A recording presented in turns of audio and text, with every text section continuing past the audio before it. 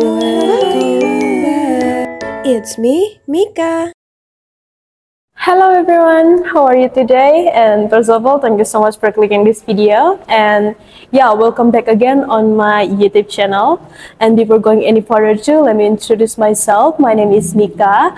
I'm the student of English education from University of Kapuas Sintang. And today, I'm gonna talk to you about the rice planting tradition at Tanjung Paku village. This is a very interesting topic. So yeah, let's check it out to the video. So the tradition of rice planting in Tanjung Paku, known as ngumo.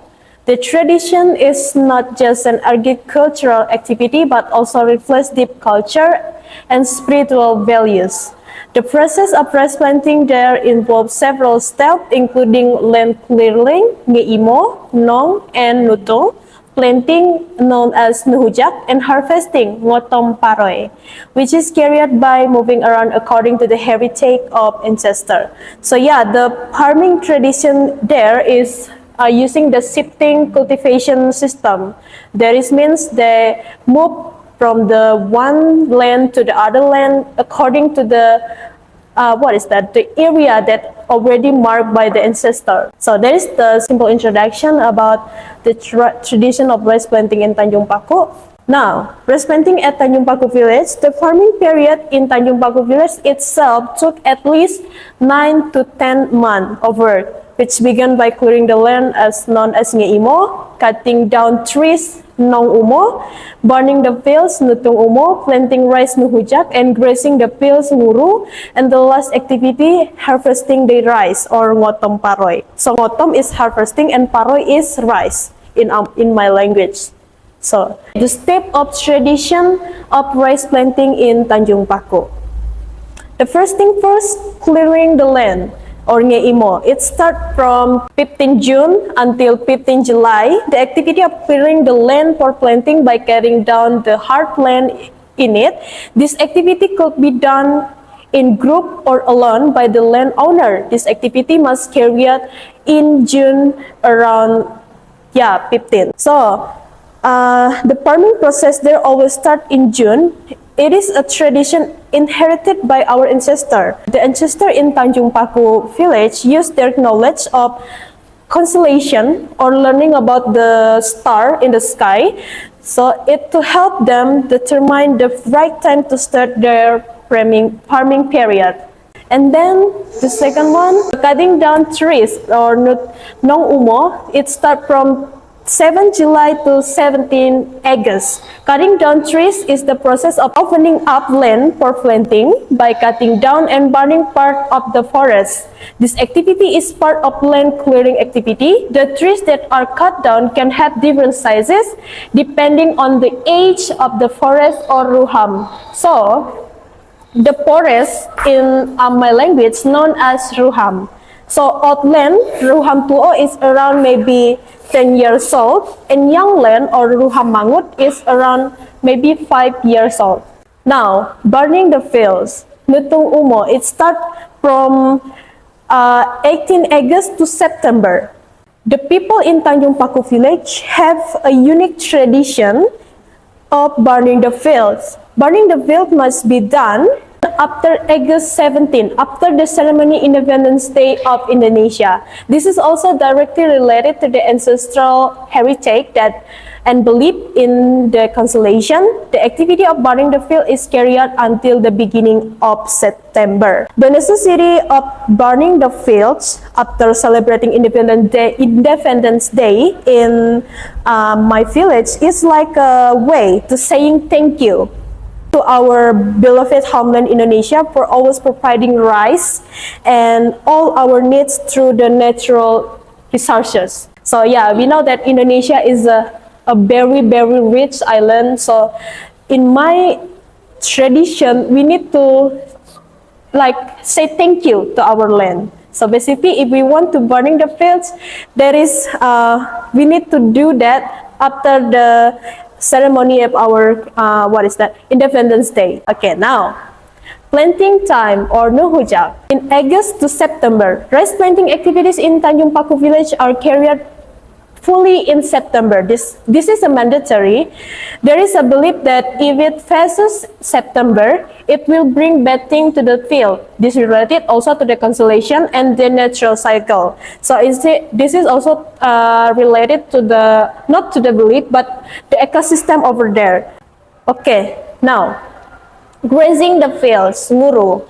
The grazing, it's done by the people over there like in October to November. So the grazing period is carried when the rice begins to grow, usually in October to November. During this period, fertilizer can also be applied, and the field owner must ensure that the field is safe from pests and weeds. Okay, now harvesting the rice, ngotong paroy, end of February until March.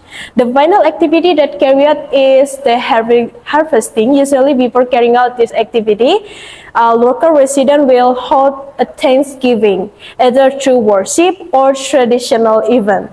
As time goes by, the resident of Tanjung Paku village is no longer carry out the strong traditional ceremony.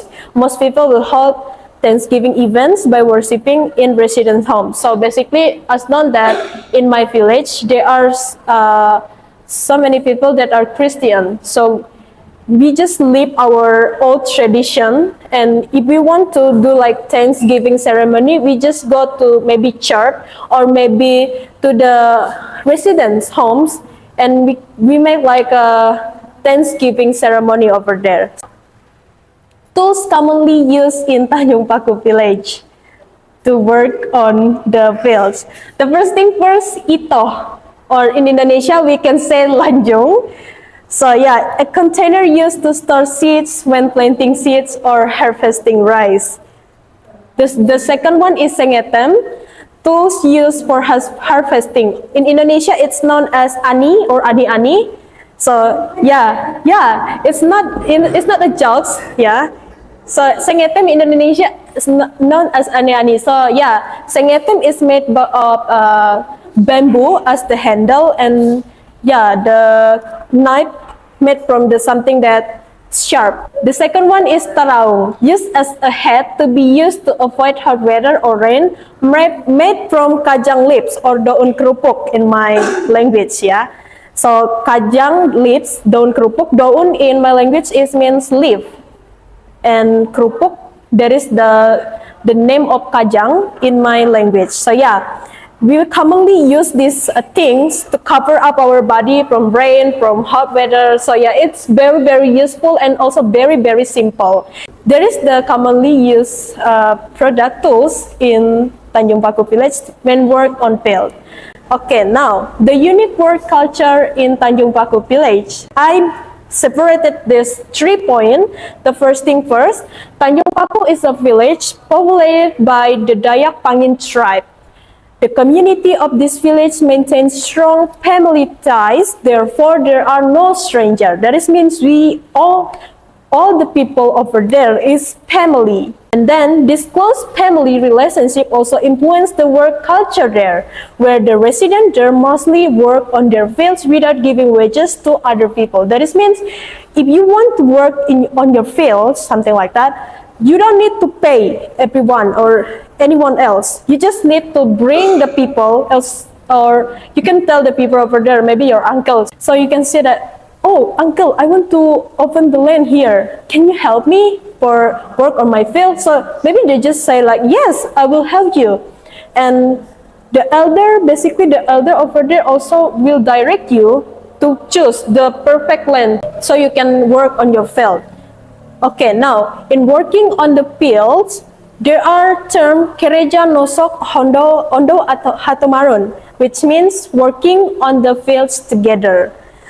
Kereja nosok ondo hatomarun have like a very, very unique system. So here's the working system in Kereja nosok ondo hatomarun. So basically here, ondo is the community member form work group as known as ondo, and ondo group whole consists of several family group who had fields to work. So basically, if you want to open a land to fields, so you can make a ondo group. So it can consist like 5 until 7 or maybe whatever is that, the number, you can work together as a group.